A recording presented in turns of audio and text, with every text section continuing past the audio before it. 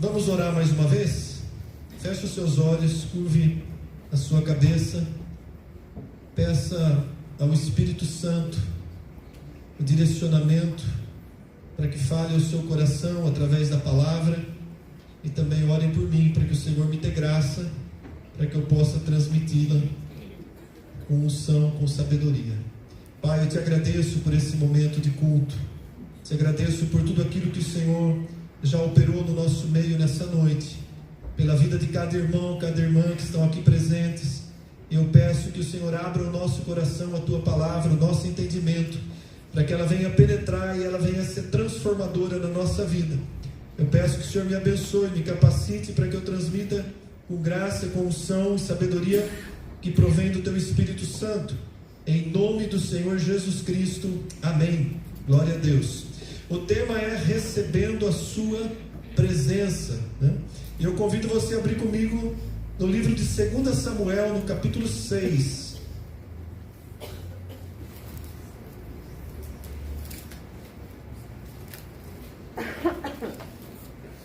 Segunda Samuel, capítulo 6, eu vou ler dos versículos 1 ao 12. É um texto bastante conhecido, que diz assim: tornou Davi a ajuntar todos os escolhidos de Israel, em número de 30.000, dispôs-se e com todo o povo que tinha consigo, partiu para Baalá de Judá, para levarem de lá para cima a arca de Deus, sobre o qual se invoca o nome do Senhor dos Exércitos, que se assenta acima dos querubins. Puseram a arca de Deus num carro novo, e a levaram da casa de Abinadab, que estava no outeiro. E Uzá e Aiô, filhos de Abinadab, guiavam o carro novo. Levaram-no com a arca de Deus da casa de Abinadab, que estava no outeiro, e Aiô ia adiante da arca.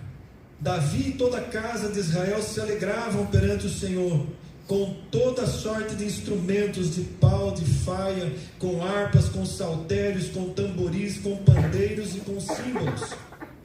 Quando chegaram à eira de Nacon, estendeu Uzá a mão à arca de Deus e a segurou, porque os bois tropeçaram.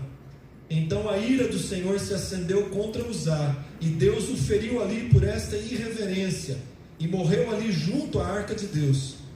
Desgostou-se Davi, porque o Senhor irrompera contra Uzá, e chamou aquele lugar Pérez Uzá até ao dia de hoje.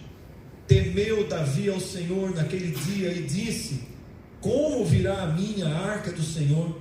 Não quis Davi retirar para junto de si a arca do Senhor para a cidade de Davi, mas a fez levar à casa de Obed-edom o geteu. Ficou a arca do Senhor em casa de Obed-edom o geteu por 3 meses, e o Senhor o abençoou e a toda a sua casa. Então avisaram a Davi dizendo: o Senhor abençoou a casa de Obed-edom e tudo quanto tem, por amor à arca de Deus.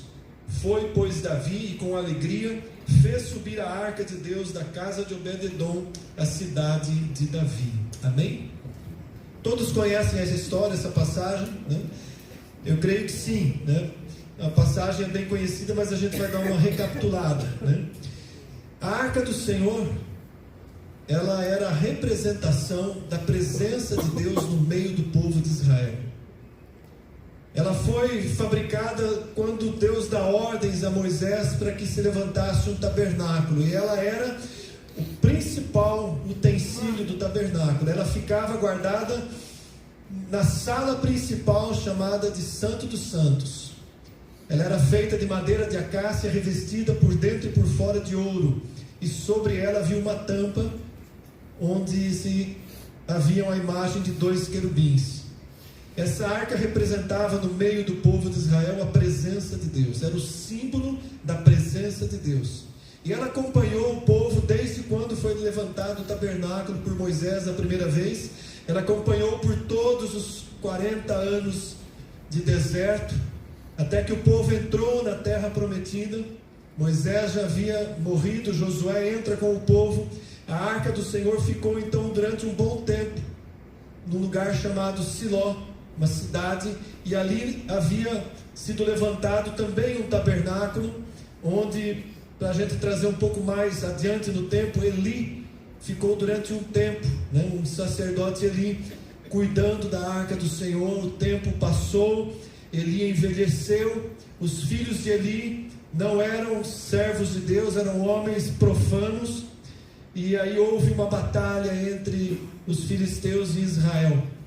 E naquela batalha eles levaram a arca do Senhor para o campo de batalha como se ela fosse um amuleto. Olha, vamos levar a arca para o campo de batalha e nós vamos vencer. Mas não foi isso que aconteceu. Deus permitiu que os inimigos, os filisteus, derrotassem o povo de Israel. 30 mil homens de Israel morreram naquela batalha. Os 2 filhos de Eli, Ofni e Finéias, morreram naquela batalha. Eli já era um sacerdote envelhecido, com 98 anos de idade. Ele recebe a notícia de um dos que saíram do campo de batalha, chega para ele com as vestes rasgadas, com terra na cabeça, e dá a notícia ruim: olha, houve uma grande matança entre o povo de Israel, os filisteus venceram a batalha, muitos morreram, seus 2 filhos morreram na batalha, e a arca do Senhor foi tomada pelos filisteus. Quando Eli recebe aquela notícia, o texto diz que ele pendeu para trás, caiu e quebrou o seu pescoço e morreu. E a sua nora, que estava já nos dias finais de gestação, ela dá à luz a um filho e ela também morre naquele parto.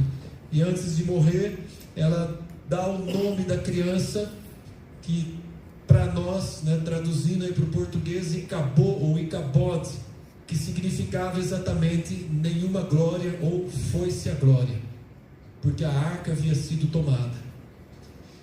E essa arca da aliança, que representava a presença de Deus, veja só o espiritual da história. Deus permitiu que o inimigo levasse o símbolo maior da sua presença no meio do povo. Tal era o desagrado de Deus com a condição espiritual do povo naquele período. E ali a arca fica durante 7 meses na terra dos filisteus. 7 meses. E começou a dar problema sério, de maldição. Aonde eles levavam a arca, os homens da cidade dos filisteus ficavam doentes, com tumores, e por fim eles resolvem: não, precisamos devolver a arca para Israel. E eles acabam devolvendo a arca, tem toda uma passagem bonita. Eles pegam duas vacas com crias novas, colocam a arca sobre um carro de boi, atrelam as vacas juntas, e sabe que uma vaca com cria, ela não se separa fácil da sua cria. Eles fizeram um teste: a hora que nós soltarmos, se elas forem direto para o território de Israel e não se importarem com as suas crias, então realmente é vontade do Deus de Israel que a arca retorne para lá. E foi exatamente assim que aconteceu. As vacas chegam trazendo a arca na cidade de Bet-Semes. Eles observam de longe, o povo da cidade se reúne ao redor, 70 homens olham, põem a mão, fazem o que não podiam, um ato de reverência, e lá em Bet-Semes morrem 70 homens de Judá. E aí eles falam: o que nós vamos fazer? A arca tem que ir para alguém, uma cidade de levitas. E eles enviam então a arca para a cidade de Kiriat Jearim, que é a mesma cidade que nós lemos aqui no capítulo 6 de 2 Samuel, que aqui usa o nome de Baalá de Judá. Foi mudado o nome da cidade durante um período. E qual é o detalhe de toda essa história, amados? A arca ficou lá. Ela foi para a casa de Abinadab. Abinadab tinha um filho, ele era sacerdote, levita, passou para Eleazar, seu filho. Eleazar passou o cuidado para os seus 2 filhos, Uzai e Aiô. Passaram-se aproximadamente 70 anos, a arca ficou ali, na casa de Abinadab, sendo cuidada. Durante todo o reinado de Saul, Saul não se importou em tirar a arca daquele lugar. E aí então, Saul morre, Davi assume como rei, e uma das primeiras coisas que Davi faz, logo que ele é ungido rei sobre todo Israel, ele tem o desejo de trazer a arca para a cidade de Davi. Qual era a cidade de Davi? Davi havia conquistado uma cidade que se chamava Jebus, que era dos jebuseus, e essa cidade passou a se chamar Jerusalém. E aí começa a história de Jerusalém pertencendo a Israel, né? E Davi, então, ele já tinha se estabelecido nessa cidade, né, que era chamada Cidade de Davi, que era Jerusalém. E uma das primeiras coisas que ele deseja é que a arca da presença do Senhor fosse trazida para a capital, para a cidade onde o rei estava. E aí então nós chegamos nesse ponto da história que nós lemos, né?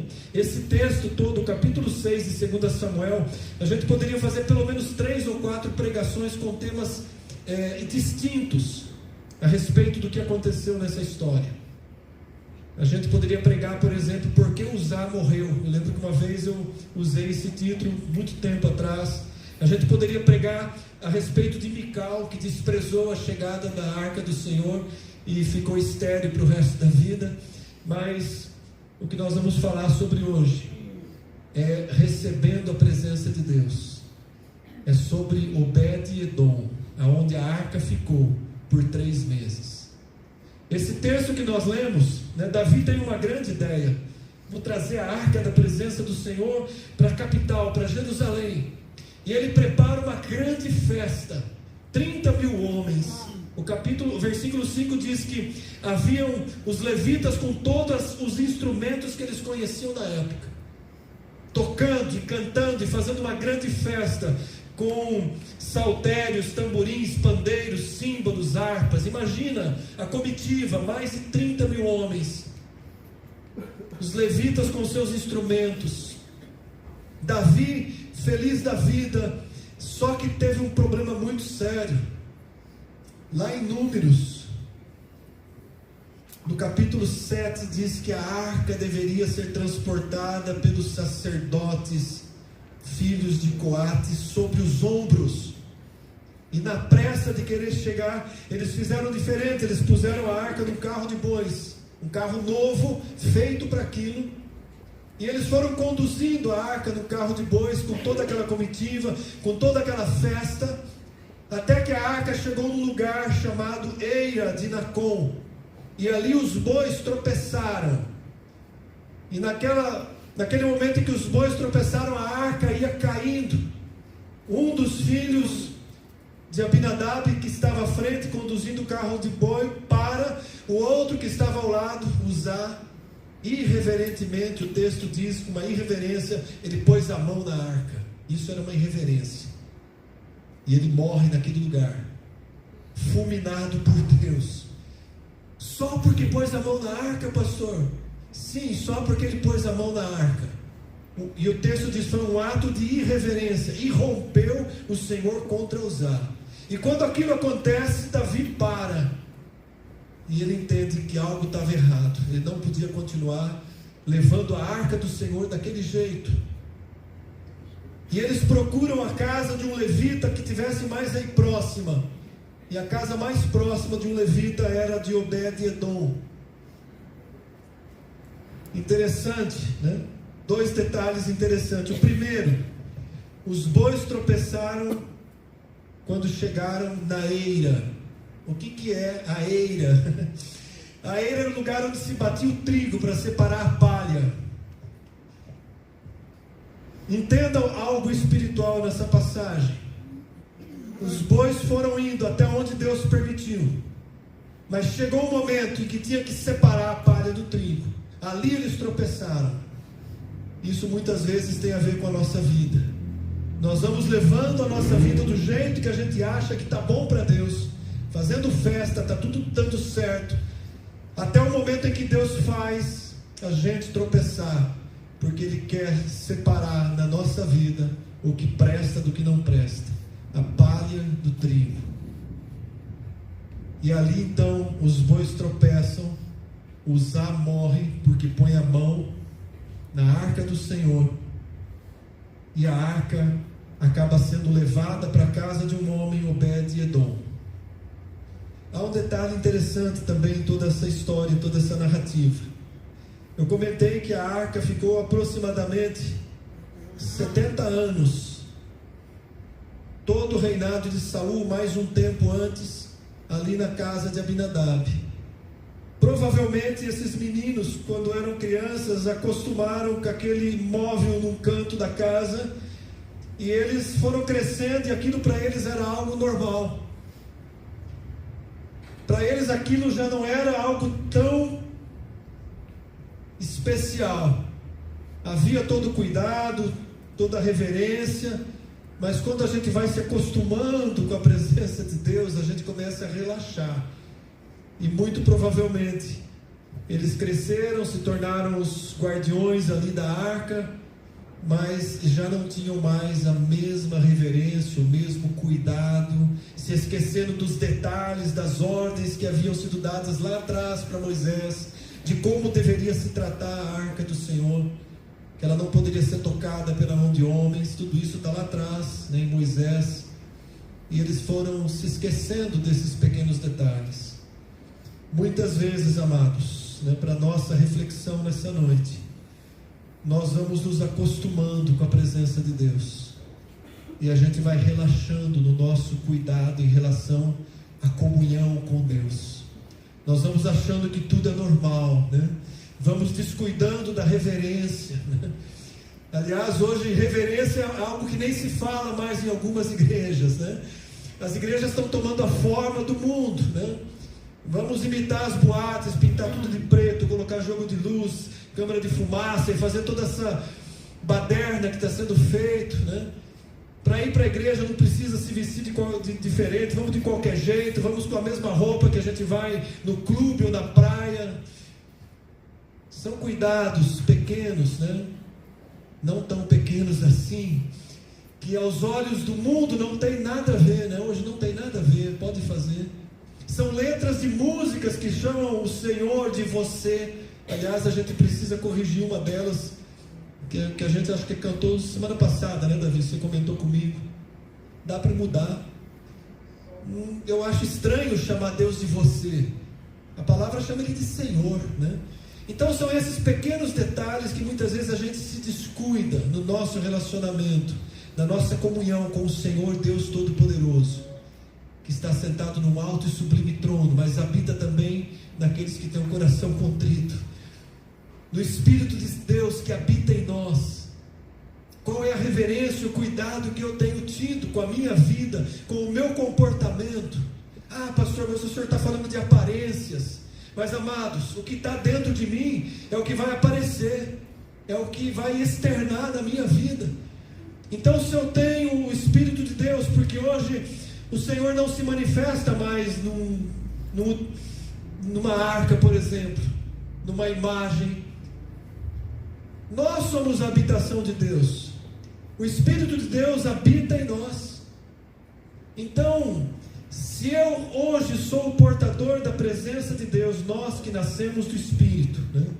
Nós que nascemos do Espírito, os que nasceram de novo, os que creram e receberam Cristo como Senhor e Salvador das suas vidas, nós somos os portadores da presença de Deus. Assim como no passado, antes da vinda do Senhor Jesus Cristo, como uma simbologia, como algo para refletir o que viria a ser, a arca representava a presença de Deus no meio do povo.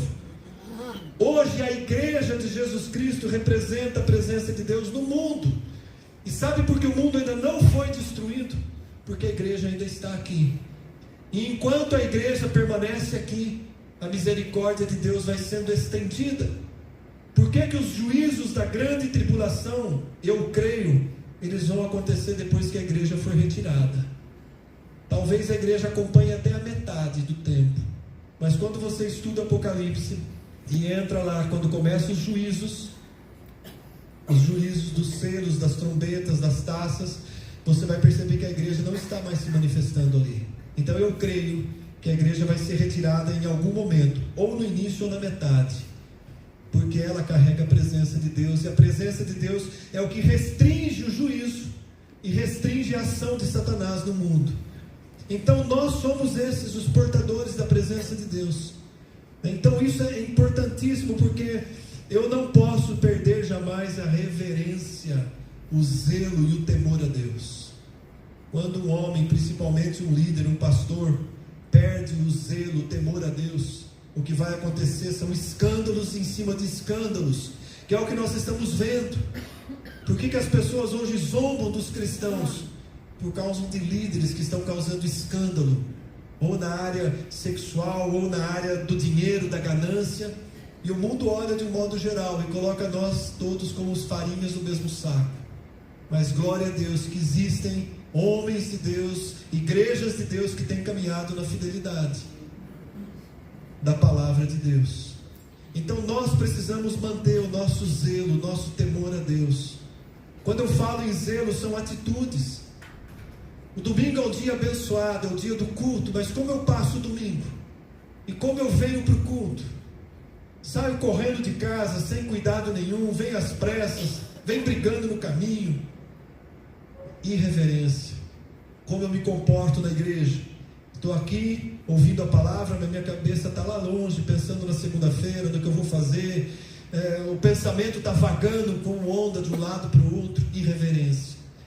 No momento do louvor, que nós somos chamados a adorar, a oferecer adoração a Deus, como que eu me comporto? Eu sento, cruzo os braços, fico só ouvindo. Irreverência. Quando eu não corrijo a criança, meu filho que está aprontando, né? No caso meu neto, às vezes, os pais têm que ter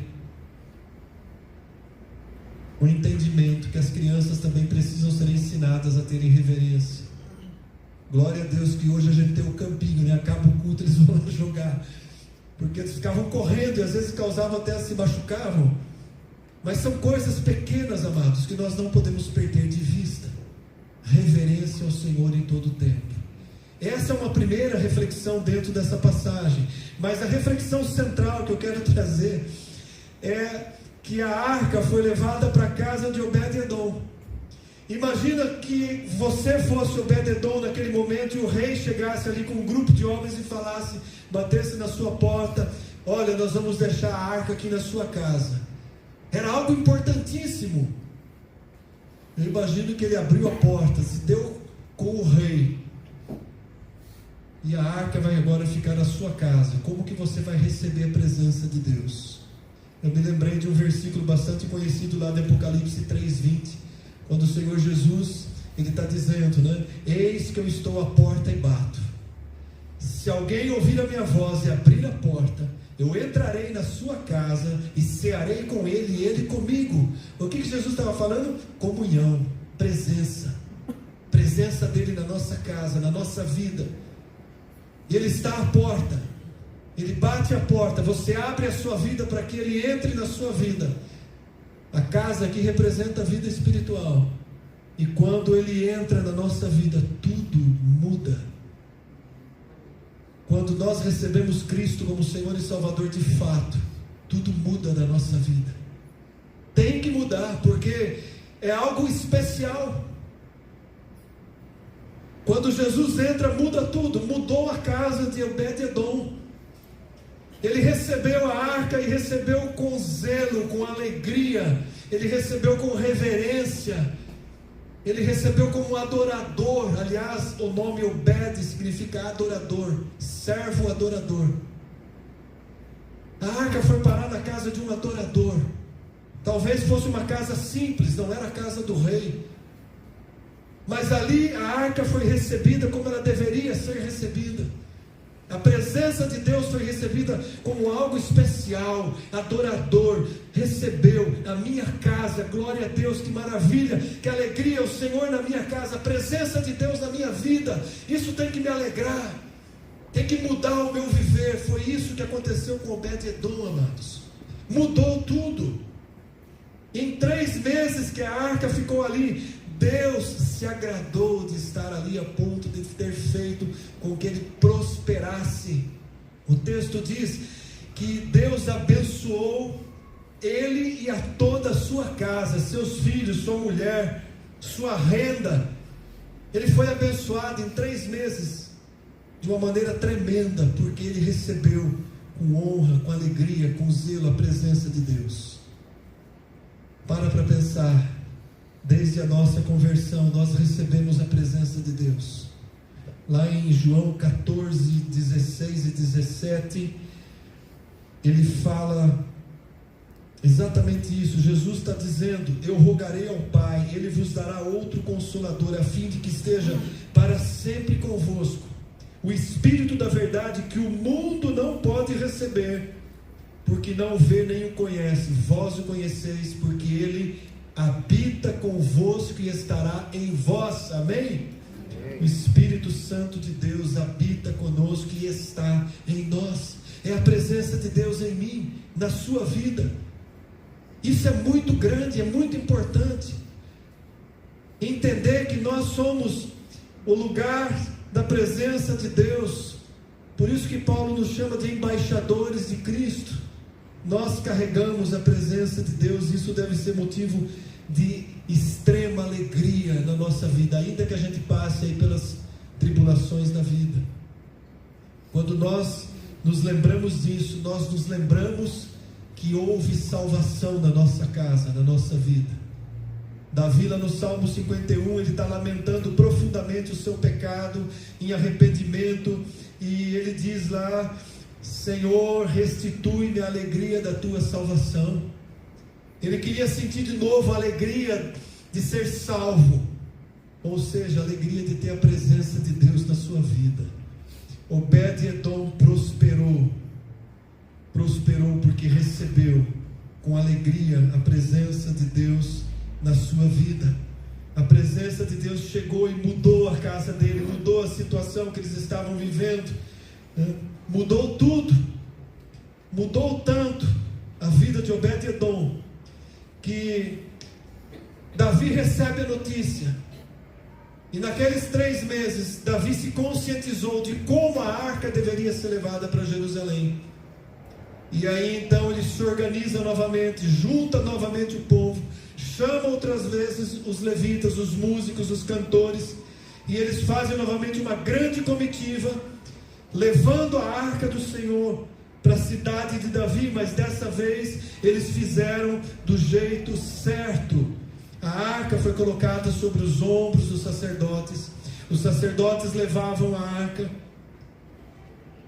e eles foram sacrificando animais em todo o caminho, oferecendo a Deus holocaustos, sacrifícios, até que a arca entrou na cidade de Jerusalém e foi colocado, montado uma tenda, um tabernáculo, e lá a arca ficou durante mais um longo tempo, até que Salomão, o filho de Davi, levantasse o templo, o primeiro templo, e aí então a arca foi colocada dentro do templo. Mas o que chama atenção aqui, né? Eu não quero prolongar a história, mas o que chama atenção, primeiramente, a questão da reverência a Deus, que custou a vida de Uzá. E em segundo ponto, o receber a arca do Senhor, o receber a presença de Deus. É isso que nós precisamos refletir nessa noite, porque nós somos os portadores da presença de Deus. Como eu tenho me portado, sendo um portador da presença de Deus. Obed-Edom, sabe o que ele fez depois, quando a arca foi para Jerusalém? Ele foi junto. Você vai ver lá em Crônicas, né? Em 1 Crônicas, 2 Crônicas, eu até anotei aqui depois, se você quiser estudar aí na sua casa, os versículos com mais detalhe. Mas, por exemplo, em 1 Crônicas, capítulo 15, versículo 18, ele foi trabalhar lá naquele local onde ela havia sido colocada por Davi, na tenda dentro de Jerusalém. Davi, lembra que Davi ele estabelece os turnos dos músicos, os turnos dos sacerdotes. Davi organiza toda a forma de ritual, de adoração a Deus. O turno dos que iam cuidar do lugar, que incluía até os porteiros, né? E uma das funções de Obed-Edom foi se tornar porteiro, né? O que cuida da entrada do lugar de adoração, quando o povo se reunia e organizava, né? Os diáconos de hoje que cuidam das pessoas que ficam na recepção do templo. Obed-Edom não quis se afastar da presença de Deus, ele não quis se afastar da presença da arca. E lá em 1 Crônicas 15, 18, você vai ver o nome dele aparecendo, né? Designaram, vou ler o 17, designaram, pois, os levitas, Emã, filho de Joel, e dos irmãos dele, Asaf, filho de Berequias, dos filhos de Merari, irmãos dele, esses eram os cantores, Etã, filho de Causias, e com eles os seus irmãos da segunda ordem, Zacarias, Benê, Jaziel, Jeiel, tem o nome de vários, né? E aí diz, e os porteiros, Obed-edom e Jeiel. Ele deixou a casa dele para ir trabalhar no lugar onde a arca ficava. Tal foi a mudança que aconteceu na vida dele. Então, quando a presença de Deus vem para a nossa vida, vai ter que acontecer algumas mudanças na nossa vida. Nós vamos ter que deixar algumas coisas para trás. Às vezes importa deixar amizades perniciosas, que não condizem mais com a nossa nova forma de viver. Relacionamentos. Talvez tenha que deixar um trabalho, né? Um trabalho. Estava vendo um podcast com o reverendo Hernandes, né, Dias Lopes, e aí perguntaram para ele: pastor, alguém que trabalha com bar e se converte, ele pode continuar vendendo bebida, cigarro? Ele diz assim, a primeira coisa que ele disse: olha, quando a gente recebe a Cristo, muda a nossa vida, né? E Paulo diz, tudo me é lícito, mas nem tudo me convém. Então, alguém que nasceu de novo não vai querer vender algo que prejudique a vida dos outros. Em outras palavras, né, com muito jeito, né? Ele é um homem muito ponderado, né? Ele diz, olha, não dá certo, né? Vai ter que deixar para trás essa profissão, vai ter que vender o bar, vai ter que mudar de vida, vai ter que começar uma caminhada nova, vai ter que procurar um emprego novo, porque esse não condiz, né? Não condiz com a realidade que nós cremos, não condiz com a fé que nós professamos. Eu dei testemunho aqui já várias vezes. Um dos empregos que eu trabalhei antes de assumir o ministério, tinha que fazer negociação com compradores. Quem fazia era sempre o gerente, que era acima do meu cargo.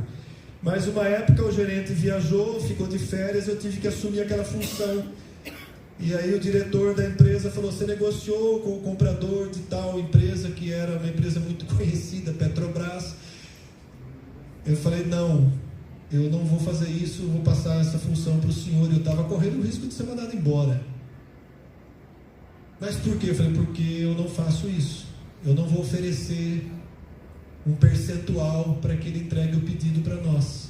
Isso é função de um gerente, eu não sou gerente. Expliquei com todo jeito, mas eu fiquei queimado, né? E depois de um tempo, de fato, eu fui mandado embora daquele emprego. Não condiz, amados. Se nós nascemos de novo, temos hoje uma nova vida em Cristo, como Obed-edom deixou coisas para trás, nós temos também que deixar coisas para trás que não condizem mais com a nossa nova natureza em Cristo.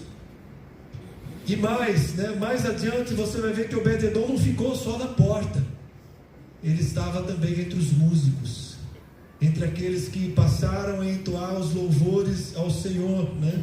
O outro texto, se eu não marquei errado, é 1 Crônicas 16, 5 e 38. No 5 diz aqui, Asaf, chefe de Zacarias, o segundo, depois Jeiel, e mais uns nomes, Matatias, Eliabe, Benaia, Obed-edom e Jeiel, com alaúdes e harpas, e Asaf faziam ressoar os símbolos. Olha só, né? Progressão da vida espiritual, né? A gente estava falando aí 6 domingos sobre maturidade, crescimento espiritual. De quando a arca entrou na casa dele, mudou tudo.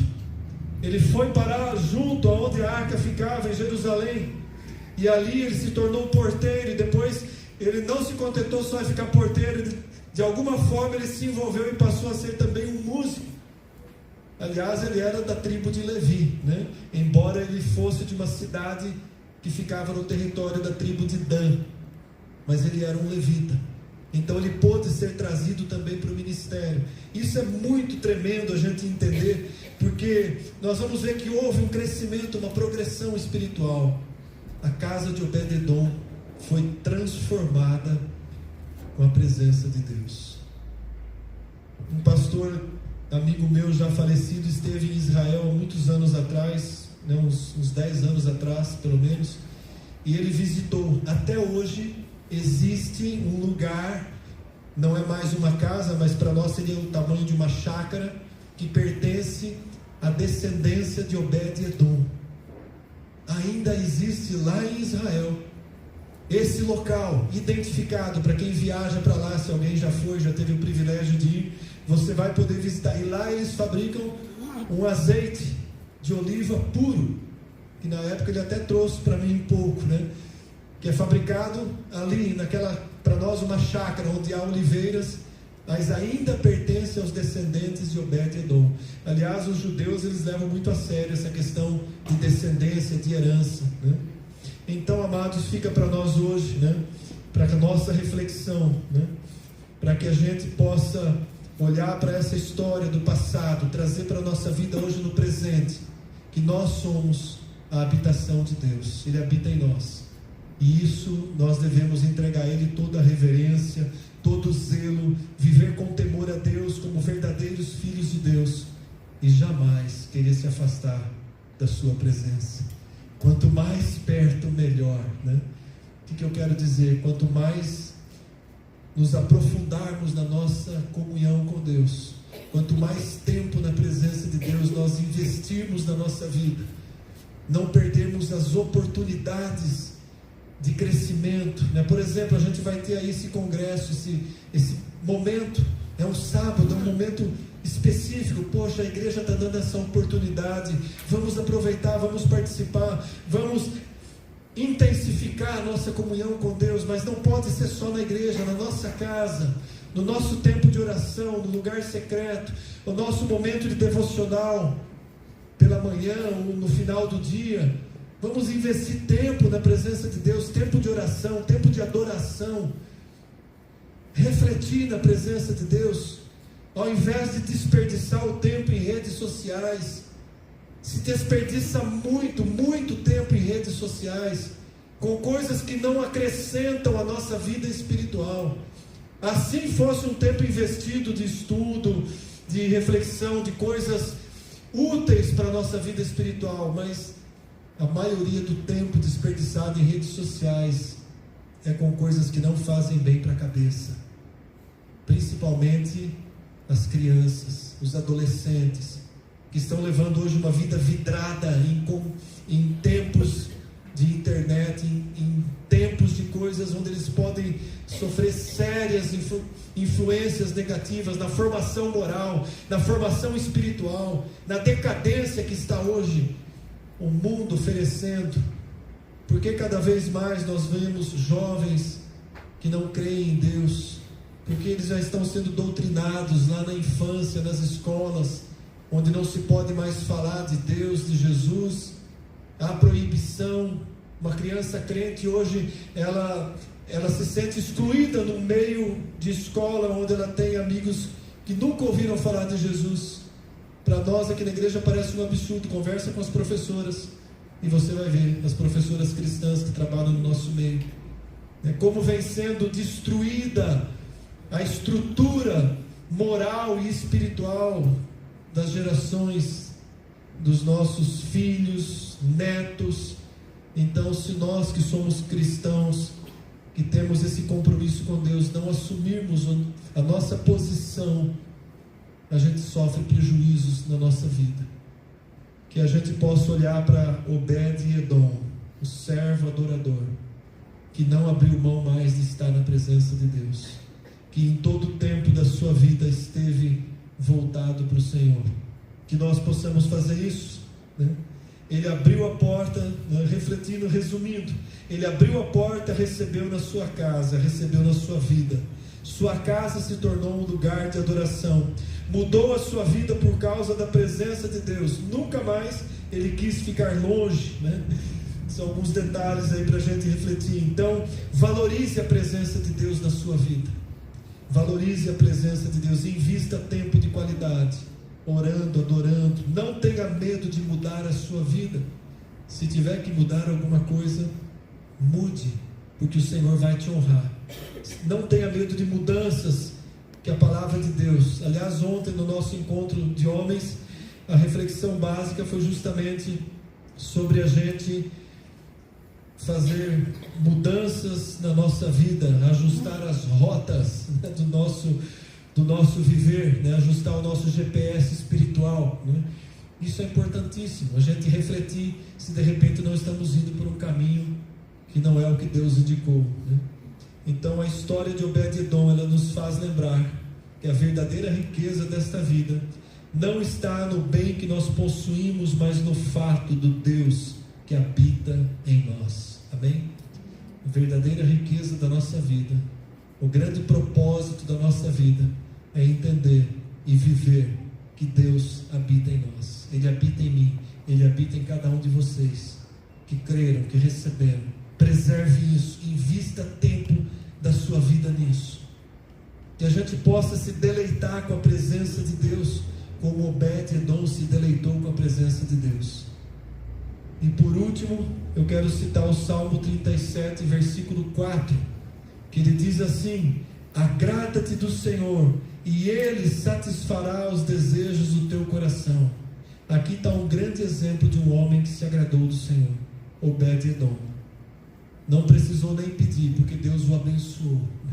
Não precisou correr atrás das bênçãos, porque o fato dele ter se agradado da presença de Deus, Deus foi derramando abundantemente na vida dele, em bênçãos espirituais e bênçãos materiais. É assim que a gente tem que caminhar. Amém? Vamos nos colocar em pé. Eu quero convidar o nosso Ministério de Música, que a gente possa refletir com carinho essa semana como eu tenho tratado a presença de Deus na minha vida.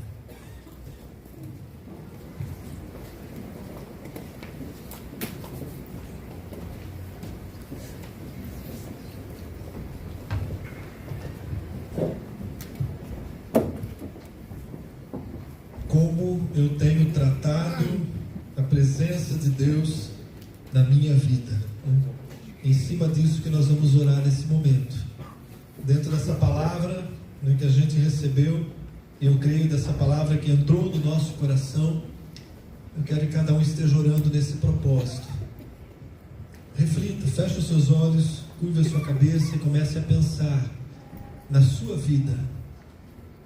Como eu tenho tratado a presença de Deus, do Espírito de Deus que habita em mim, como eu tenho tratado. Se eu tenho sido irreverente, descuidado, que esse seja um momento de pedir perdão e de restauração na nossa vida. Seja um momento de restaurar a comunhão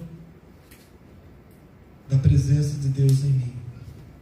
Senhor Deus e Pai, obrigado mais uma vez pela Tua palavra que nos levou a refletir algo tão importante, que é a respeito da nossa comunhão. Pai, se eu tenho agido de maneira irreverente ou com descuido no nosso relacionamento, eu quero nesse momento pedir perdão.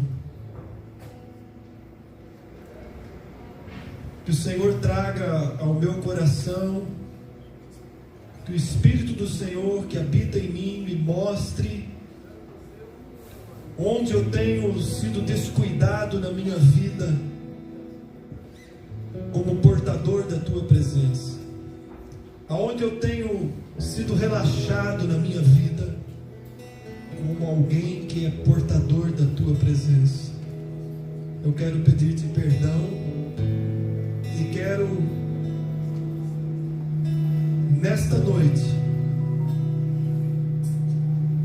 entrar num propósito de conserto, restaurar a alegria da Tua presença em minha vida, restaurar o zelo, a reverência, o temor. Eu quero que o meu coração se encha de alegria, como o coração de Obed-Edom se encheu de alegria quando ele recebeu a Tua presença na casa dele, na vida dele, e nunca mais ele quis se afastar da Tua presença. Nunca mais ele descuidou, mas caminhou para frente. Que eu também seja assim, Senhor. Que o Teu Espírito Santo venha a me conduzir para que eu possa desfrutar todos os dias da minha vida da Tua presença graciosa.